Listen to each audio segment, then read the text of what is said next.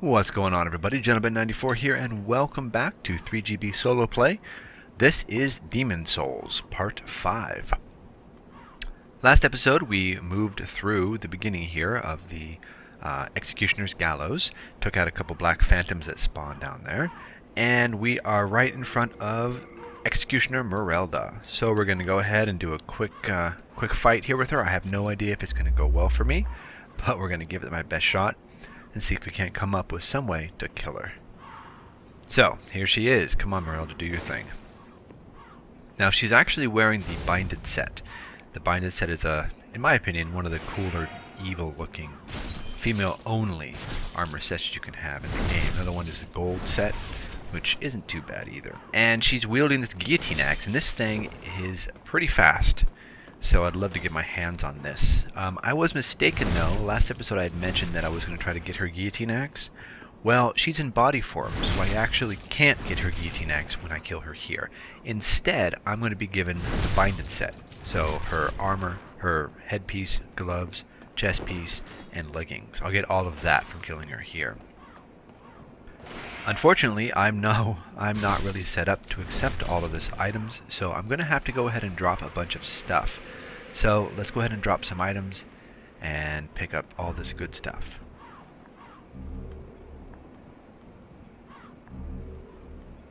Okay, so I went ahead and I dropped a bunch of stuff I didn't need, like slave shields and poor armor, and I picked up all the rest of it. So we're going to go ahead and don the armor.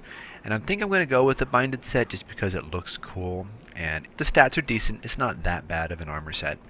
So we're going to go ahead and use it. Plus, at this point, I'm really not interested too much in my defense and all that. I want to just look kind of cool and evil. So I'm going to be using the Binded set here. Binded helmet, Binded cross. As you can see right now, the Binded helmet is just basically a big burlap sack with a belt around your neck. And it only has one eye hole for some weird reason. This is actually one of my preferred armor sets for my female assassins. They use this, the Binded set, with a few alterations here and there. So there we go. I've got my Binded set on, except for the Mirrodin leggings. I kept the Mirrodin leggings on. And while we're here, let me go ahead and show you something that you may or may not know about. Probably do, since this is an older game. Down here, this is actually a tower that goes down into the lower depths of the mountainside. If you go down these steps here, you will actually find a couple of very interesting items. First up here is on this dead body, you're going to get a ring of poison resistance.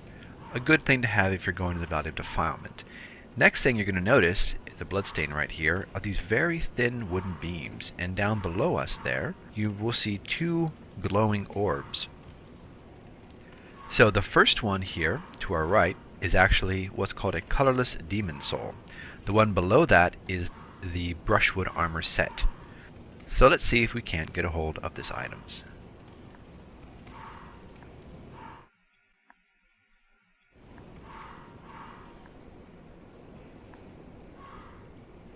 Alright, after a few tries here, I have made it down here. Just have to slowly... Oh, crap. Okay, I'm back here. I have to slowly walk over to this right here. Alright. Alright, nice. Colorless Demon Souls. Well, wait a minute. Oh, crap. How do I get down from here?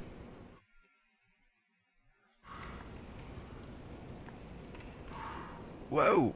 Okay. Whew. Made it. I don't know how we made that, and we're hanging so far off the ledge here. So I just have to turn, maneuver a little bit more. Come on. Easy. Easy does it. Turn to the left a little bit here. Come on, I'm so close. Haha! Got him. Okay. Remember, every time you die, you actually lose souls. So, I got my souls back. We're going to use what's called a Shard of Archstone, which will allow you to teleport back to the Nexus. Here we go.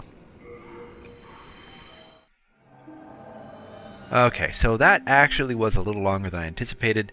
I'm going to edit the footage down for you guys so you don't have to sit through the whole thing. And now we're going to go ahead, go to Stockpile Thomas. Now you may remember I had a jaded hair ornament that I picked up in Volataria World 1-1. I had mentioned that we have to give that to Stockpile Thomas. This is something I should have done before I even went into Volataria to go ahead and fight Emeralda. If I had given him the jade ornament, he will give me a ring called the Herculean Strength Ring. And that will actually increase your item burden, so you can carry a lot more stuff. I should have gotten that ring before I went into Volataria, because I wouldn't have had to drop all of the items that I did drop. Even though it really doesn't matter because those items were very base, low-level items, I wouldn't have used them anyway. But for the sake of being a completionist, if you want to go ahead and collect all the armor sets, you want to grab that ring as quick as you can, so you can use it for emergencies to get out of a situation where you're overburdened. So we're heading back into Stongfang Tunnel. We are going to go back into the boss area, finish off the rest of the level, and go ahead and call it an episode.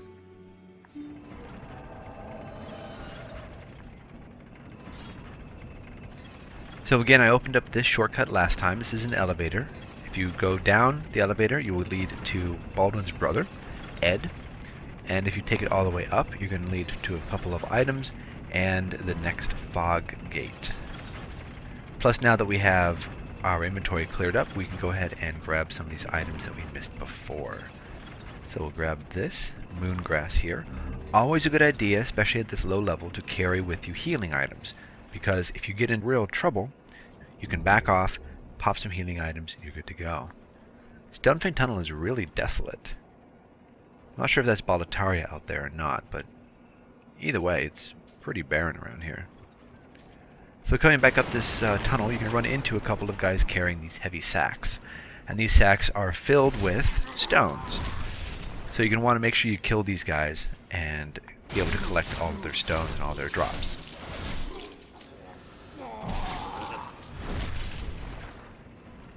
Whoa!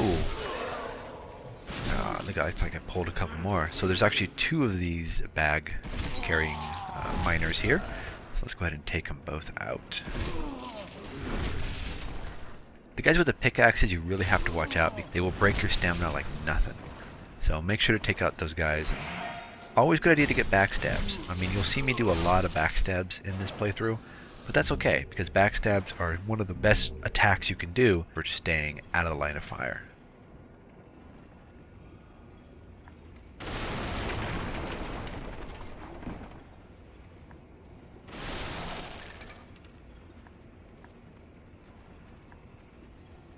Notice I took a little bit of damage with that hit, even though I was blocking. That's because the tip of their metal swords here are actually on fire, so they cause a little bit of fire damage. And fire damage will go through most shields. They also break your stamina really easily with that sword. Oh, see?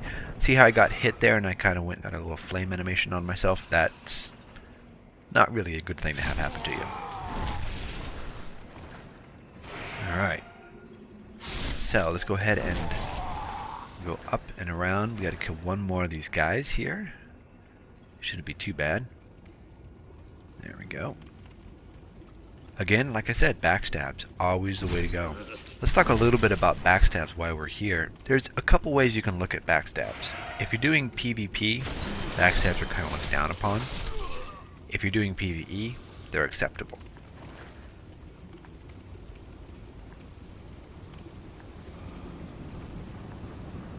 But here we have to go ahead and cool. I'll show you how to do that.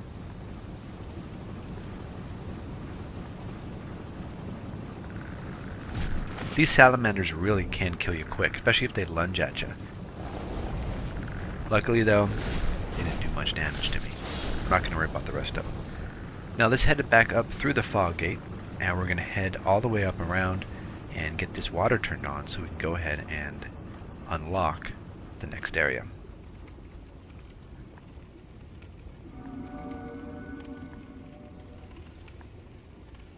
Be very careful around the corner. You do have a pickaxe wielding miner. You're going to want to take him out. I've had it happen where I've run around the corner and I've gotten smacked by this guy with the pickaxe so many times. But that's how you learn in this game.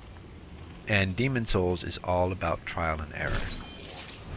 So you try things over and over and over again, you make alterations if they work or not, and you learn. You learn from your mistakes. That's one of the nice things about Demon Souls. The game is unforgiving and relentless for a reason.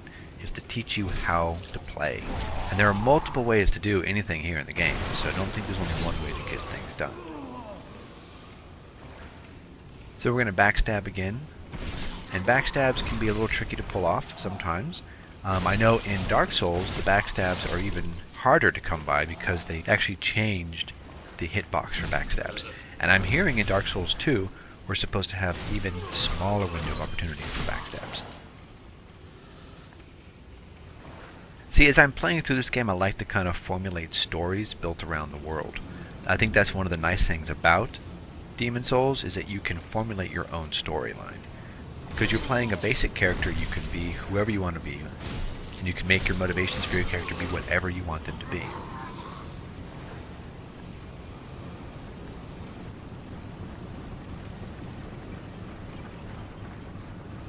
Now normally you could head over that direction, but we're going to go downstairs here and across this very rickety wooden plank. Now this will break below you, but once you get to the other side you can pick up a couple of souls and something called a great club, which I've never really used, but I've heard it can be a pretty beast of a weapon if you know how to use it right. So now, you might be wondering how we get across. Well, we don't. We drop down this way, and drop down to the ledge there, and drop down below to the bottom area. Let's go ahead and get this meltstone over here. We'll have to kill the salamander first, and then the meltstone is right here. And meltstones will allow you to revert your weapon back to its original form. Now I may have mentioned that before, but let me go ahead and try to explain that to you a little bit better now. I am currently wielding a Crushing Battle Axe +1. If I use a meltstone, I will revert that Crushing Battle Axe back down to a stock Battle Axe with no enhancements, with no upgrades. Now the trick to that is you don't get back any of your material. So if you do revert a weapon back to its original stats, you will lose all of those upgrade stones you put into that weapon. So I've never seen a reason to use the meltstone, but it's nice to know you have it in case you really need to use it for something. These barrels here, you'll notice, have a red band that runs across them. That means that they're explosive barrels. Whatever you do, don't hit it with something that's on fire, because it will blow up and most likely kill you if you're close enough to it. So go up here, grab this item here, drop down.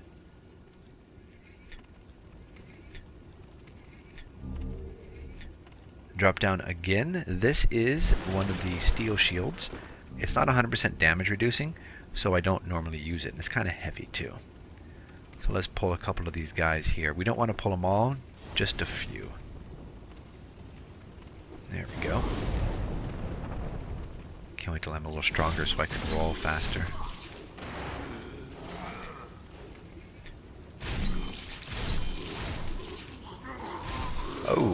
Oh, got hit twice there. Let's back up. Let's hit a little bit of healing here. Actually, no, I don't have time to heal. Come on, don't hit me, don't hit me. Ooh, there we go. Okay, it's backstab. And the backstab animation, we're good to go. Let's hit this guy as well. That pickaxe guy got out of the way. Perfect. Alright, let's heal up now. I'm not going to go fight the other guys because I don't really see a point in it. Grab the item here and move on through the level. Now we're approaching a tower, one of the underground support pillars, I guess, for Stongfang.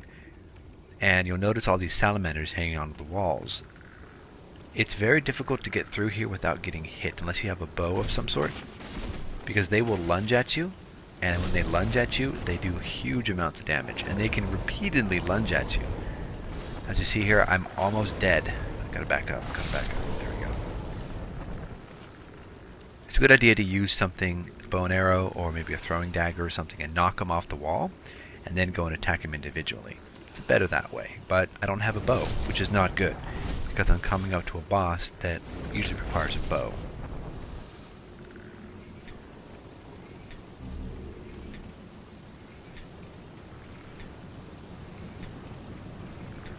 So hold the shields up. You got some charging dogs. Take those dogs out. I'm going to drop down. On our right side is going to be an Ed's Grindstone, which we should probably pick up. Let's take care of the dogs first.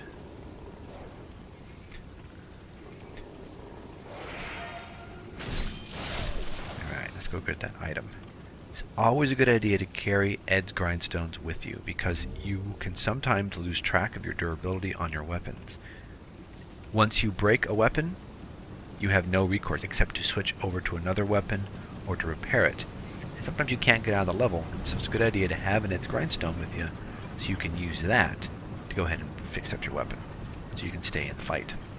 Also, it's a good idea to have Ed's Grindstone with you if you're doing any multiplayer action, if you're doing any invading, or if you're doing any blue phantoming, because sometimes you'll run up against the guy with the scraping spear, and if they hit you enough times with it, they will break your weapon. If they break your weapon, you're going to have some way to repair it. That's where the Ed Grindstone comes into play.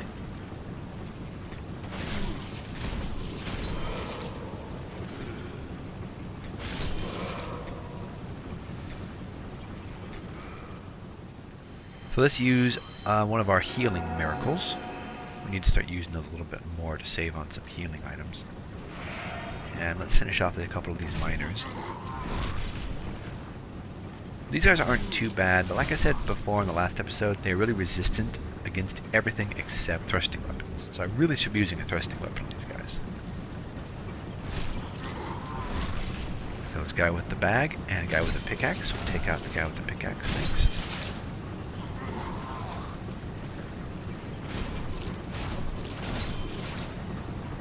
Oh, ran out of stamina.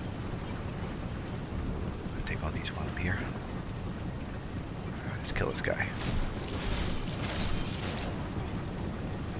Alright, now we turn the crank, and this will open up the next section of the level.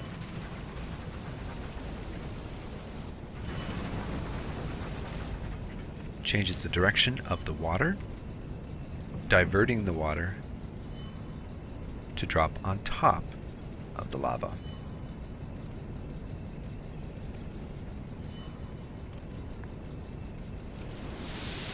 So as you can see, diverts the water, drops it right on top of the lava, cools it down for you. So now we can go ahead and cross over to the next section.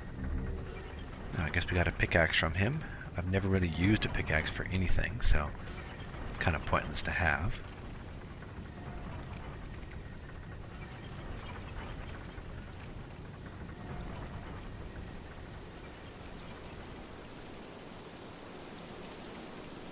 Couple of items here. Like I said before, always good idea to grab as many items as you can. This is actually another poison resistance ring. We don't need it, but we'll take it anyway, because you never know. Up the stairs to the other side. We're getting closer and closer to the boss, and we're going to actually fight what's called the Armored Spider, and he is difficult. The first time I fought him, I did fight him melee, so I'm going to try it again, but I might have to go get a bow and come back and hit him with ranged attacks. You see all these rooms full of these barrels here. These are all explosive barrels, and there's a fat minister over there just waiting for you to get close enough. I've fallen into that trap multiple times. You get too close, he hits those barrels, and you blow up. So it's a good idea to take this guy out. But again, fat ministers are not easy to defeat because they have a huge amount of stamina, and they can reduce your stamina with just one shot of their riding whip.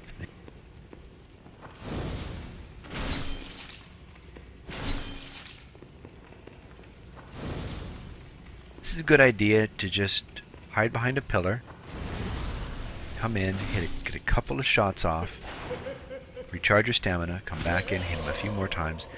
I really wish I could get a backstab on him. He's just not given the opportunity for a backstab.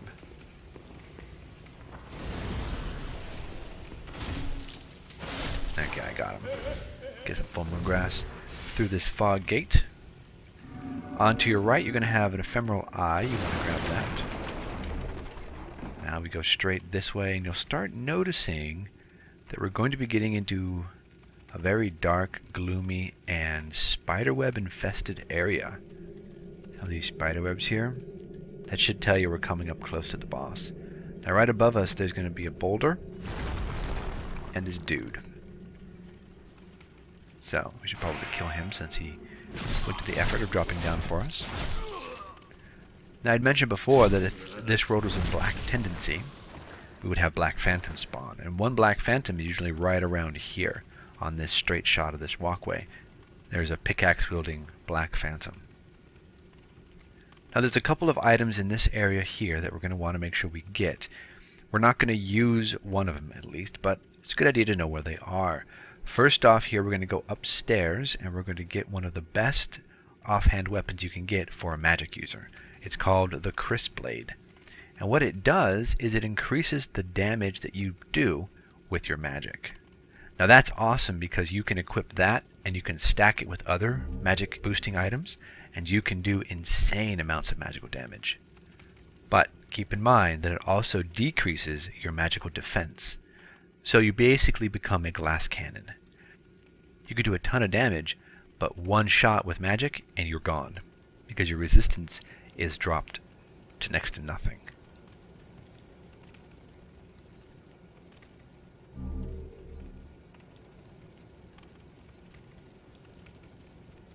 So this center crank is going to actually lower us down to the boss room. And this is going to be tricky, guys, because I've only fought this guy one time with melee. Every other time I fought this guy, I've done ranged attacks. The very first time I ever defeated him, I was doing it melee, so not to say that I haven't done it before. So at the bottom here, before you go through the boss door, turn around and go down the railroad tracks. You'll find yourself a nice chunk of spider stone. And spider stone is a great item to have if you're going to be using any type of bow. Okay, so this is the fog gate. We're going to go in here. We're going to see if we can't melee him. Now, I'm not promising anything because I haven't meleeed this guy since 2009. So as you can see at the very end of the tunnel, he sits there. He won't move, but he will throw fireballs at you. You see a white phantom kind of moving forward in there. So let's go ahead and run down the hallway here. If you can somehow position yourself underneath him, and you can avoid his downward thrust attacks, you can do some damage to him. The problem is, though, is he takes away a lot of stamina, especially if you're blocking. So make sure to go ahead and keep your stamina up and your health up as well. Ah, he killed me. Well, that's expected, actually. What we're going to do instead, we'll come back, we'll go ahead and call it here, but we're going to go back to the Nexus, and we're going to get ourselves a bow and some arrows. There's a couple of places you can go to get a bow and get some arrows. The best place right now for us to get arrows is here, off of our good buddy Baldwin. We can get arrows off of him for 20 souls a pop. A little expensive, but we're going to need them. For the bow, though, we have two options. We have Shrine of Storms, and we have Boletarian Palace, World 1-2, Phalanx Archstone. I'll show you where the bow is there, but that'll be next time. You're not gonna last long here. We're running a little long here, so we'll call it here. Next time we'll come back. I'll show you where the bow is here. We'll grab that bow, we'll grab some arrows from Baldwin, and we'll head back in and defeat the armored spider. Thanks for watching. Tune in next time. We'll see you soon.